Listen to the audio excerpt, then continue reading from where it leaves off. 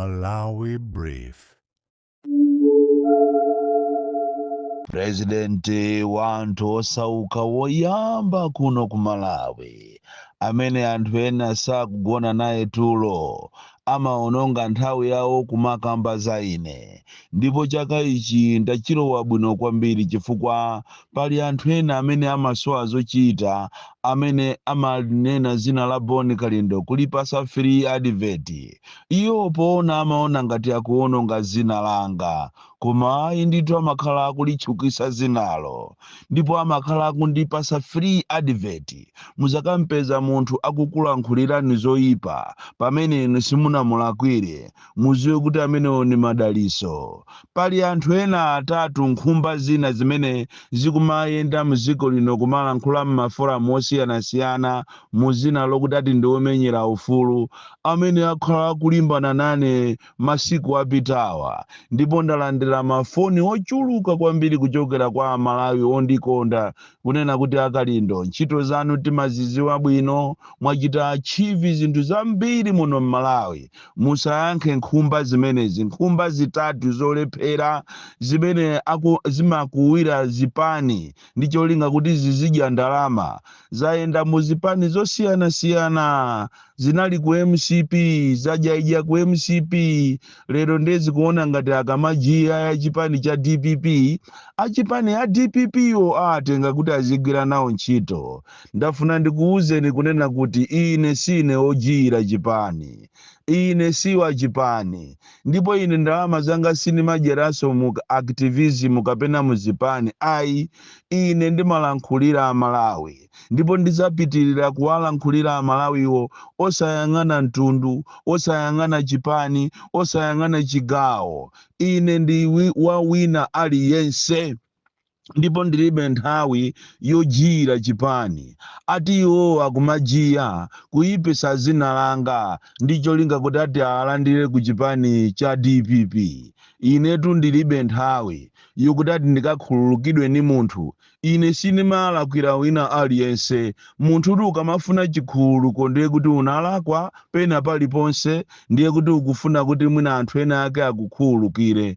Ine sinimapanga zimenezo, ndipo ine sinizapezapo nthawi yomachita saidi ndi chipani, kapena kuchita saidi ndi mtundu wa anthu, kapena kuchita saidi ndi munthu.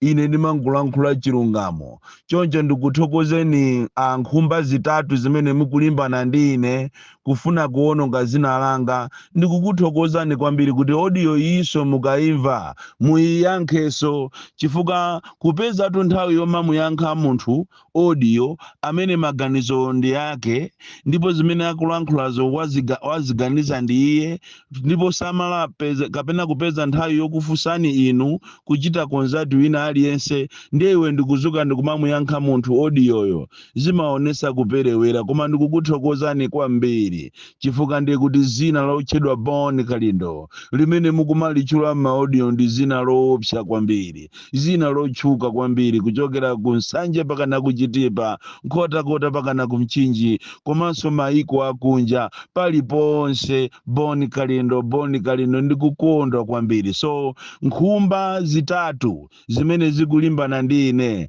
musaone ngati akulimbana ndi ine koma akundipasa free advert. Ndikuthokozeni Amalawi chifukwa lero li Amalawi ndinu anthu ozindikira amene mmatha kuona chilungamo, ndikuchiona kuti icho ndiye chilungamo, amene mwandiyimbira mafoni ndikundichita advise kuti Akalindo tikuzimva nkhumba zina zikulankhula zitatu, zina zakhala 20, 25 years, 30 years zikufunafuna ati kukhala ukhansala, zimangolephera. Pakati apo nkhumba inayo yakuzomba inapita kuti ikadye ndi maikolousi malinga ndi pologalamu iyo kuti iyo amangoziwa kudya basi, koma zinalephera ndithu. Anayamba nakonso kumene kwakaona ngati akufuna akatenge mamiliyoni, akakhala ena onde amapanga mabizinesi amasache. kumakhala kuti azipanga bizinesi zamasache koma sizikuyenda ndi akuona ngati akapita ku activism ku ndikumalankhula ngati ndi a DPP apasira mamiliyoni achimwene dzanja la mulungu likasonya kapena chala cha mulungu chikasonya chasonya basi. Lero tilankhula nkhani zambirimbiri koma tiyamba ndi nkhani ya ku Queens kumene anthu akuzunzika kopsa monga mene tinanenera, koma lero tikubweretsa nkhani yomvetsa chisoni, nkhani ya kumochale ku Queens. Mochale ya ku Queens yawonongeka ndipo azibale kapena anthu akuwuzidwa kuti azikatengako mitembo ya azibale awo azikasungisa malo osiyanasiyana mamochale ngati kunthunzi ndi malo osiyanasiyana. Uwu ndi uthenga umene ukuyenera upite ku ma authorities kunena kuti kodi sipano anthu osauka amene amadalira zipatala za boma mitembo yawo akayisungisa kuti ku Queens sikuli bwino lopang'ono chifukwa ndi kuti mitembo yambiri yawonongeka over the weekend kuzafika siku la lero mitembo yambiri sili bwino. So pakufunikira kuti inu ma authorities mupange machawi mukakonze mochale imene ya ku Queens imene yawonongeka kwambiri. Kuchoka ku Queens tikuyenda straight kupita ku Zomba DHO kumene kukupangika zinthu zoopsa kwambiri. Makamaka DHO akuzombako amene akupanga china chilichonse ekha amene akhale DHO, ekha amene akhale waku administration. Ndalama za mafuta zikumayenda muthumba ngati ndi zache. Izinso ndi zimene sakupangaso DHO waku Mchisi Hospital amene akuchita abuse ngakhale magalimoto. Even galimoto imene yakuntchito tikunena panopa anayigwesa akuchokera kumowa. Zikuchitika zinthu zodabwisa kwambiri kunena kuti maloma kuti ndalama zimene zimabwera kuchokera kuboma azizigwirisa ntchito yoyenerera, ndalamazo amazisukunula ndi kukhala kashi yongomwera mowa. So ma DHO akuzomba komanso DHO waku Mchisi Hospital mukuyenera muwaunike bwinobwino kwambiri akuchita abuse zipatala zimenezi. Nkhani ina imene tikufuna tikambirane mamawa uno ndiyokhuzana ndi kuyamba sukulu kwa ana komanso makamaka nkhani imene yokhuzana ndi mayeso amanebu kunena kuti ana ambiri sanathe kulipira mayeso amanebu chifukwa chakusowekera kwa makolo. Timakupemphani inu amanebu kunena kuti at least mutaperekakonso masiku kaya ndi 1 week kaya ndi 2 weeks to enable these needed students to at least find fees akalipire chifukwa zikatero ndiye kuti ngati simupereka mpata ndiye kuti ana ambiri satha kulemba mayeso. Uwu ndi uthenga umene ukuchokera kwa makolo. Kodi zinazitika malankhula ine ngati the DC sikuti ndimangolankhula ayi ndimalankhula based on information imene ili so important, information yochokera kwa makolo osakhala kumangolankhula zobwebwebwedeka ayi sinimabwebweta koma ndimalankhula information of evidence. Makolo ambiri padakali panopa ndalama zawavuta malinga ndi kulimaku malinga ndi afetereza awa mafetereza awa akuzunza anthu ambiri waso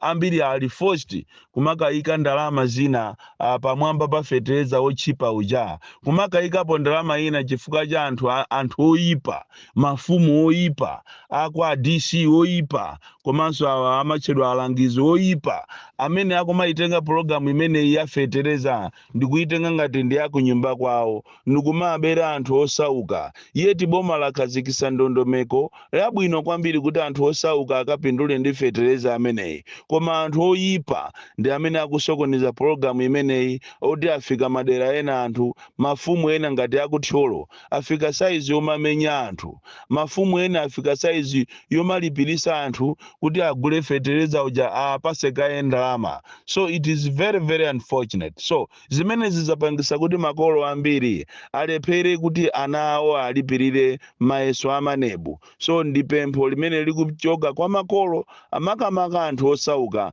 kupita kumanebu kuti tachita ni extend period imene iyo kuti ana athe kulipira mayeso. Nkhani yomaliza mamawa uno ndiyokhuzana kusalima assembly kumene masiku apitawo boma lidachita transfer DC ndikumbweresa DC wina, koma as we talk now DC wina wakale uja ndi wanyuwani waja akugwira ntchito ofesi imodzi, andi kukuchitika zinthu zina zosakhala bwino kunena kuti DC uyuyu wanyuwani akulephera kugwira ntchito chifukwa chokuti DC wakale adakalibe pa ofesi pompo. Munayenera inu a minister of local government muchite intervene andi kumene kukumwa kupezeka kuti ma MP komanso akuluakulu aku a DC office akumatenga ndalama zina za CDF ndikumagwirisa ntchito kumaika kuma project kwina yeti makansala sakuziwa,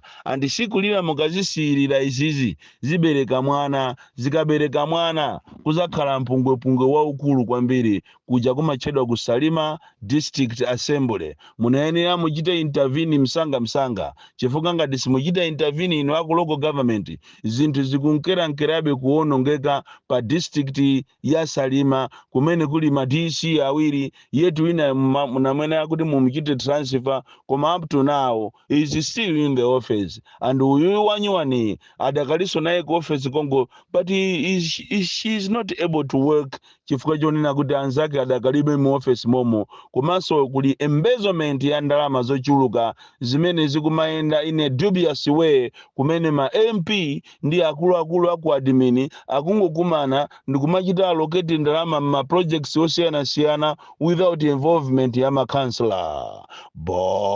Bon Klindo, the DC, mwana woopsya kwambiri, the most deadly and dangerous child from Jeza village, T.A. Mabuka, box 76, Mulanje, Malawi, Southern Africa. Ukalimbana ndine utaweka. Ameneyo anali the DC Bon Kalindo lero pa 5 January 2026.